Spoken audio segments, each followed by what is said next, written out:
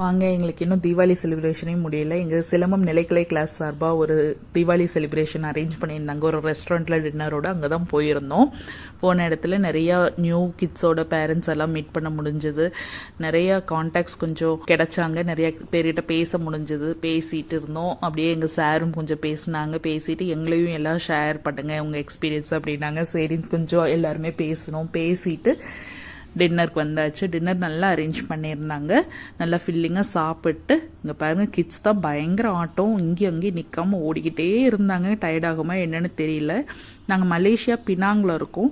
உங்களுக்கு பெனாங்கில் யாராவது silambam class detail வேணும் அப்படின்னா கமெண்ட் பண்ணுங்கள், நான் உங்களுக்கு டீட்டெயில்ஸ் அனுப்புகிறேன். இங்கே பாருங்கள், சரி ஆட்டம்.